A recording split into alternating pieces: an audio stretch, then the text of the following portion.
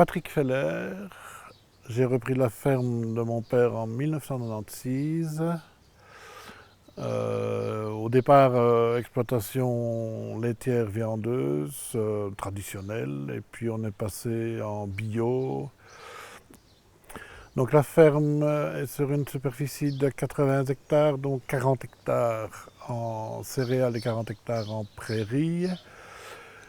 Exploité par un troupeau de bovins Angus d'une centaine de têtes et autour de 300 porcs qui sont valorisés à la boucherie sur l'exploitation.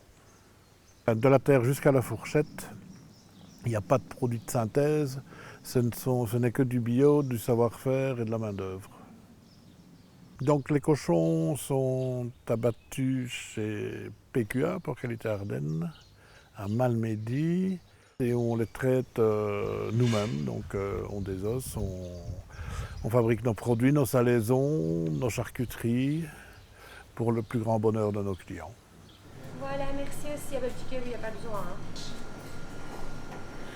Donc on est en agriculture biologique depuis 2007, de façon certifiée, parce qu'avant on était déjà pratiquement sans traitement de produits de synthèse, simplement parce que une année j'avais mis des betteraves et que quelques grammes de matière active suffisaient à réduire à néant tous les insectes sur un hectare. Et là je m'étais quand même conscientisé des poisons qu'on utilisait et que je ne trouvais pas gérer la ferme en bon père de famille que de continuer dans cette voie-là. Et donc j'aime la nature. Et j'ai envie de faire le maximum pour la préserver le plus loin possible.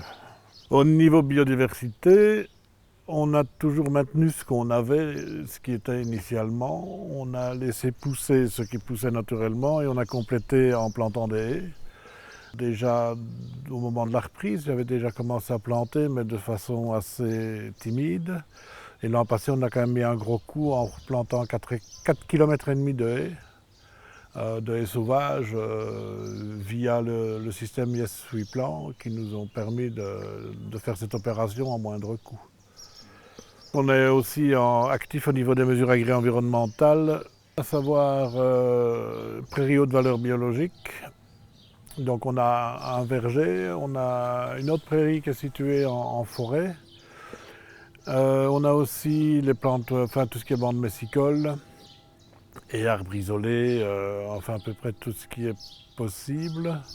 L'avenir de la ferme, c'est un continuel d'adaptation aux contraintes et aux opportunités que l'avenir nous présentera et que les enfants auront, j'espère, la sagesse de saisir. Le top pour moi, ce serait de la biomètre. Comme ça, on serait autonome en énergie. Et le reste, continuer en autarcie. Donc en fait, toujours le même principe, sortir le moins de sous possible pour en rentrer le plus possible. C'est simple. Et ça, c'est la vraie agroécologie, c'est ça. Hein. C'est ça. Hein. Tu dépenses un minimum pour en rentrer un maximum. Ça, c'est la définition de l'agroécologie. Tiens.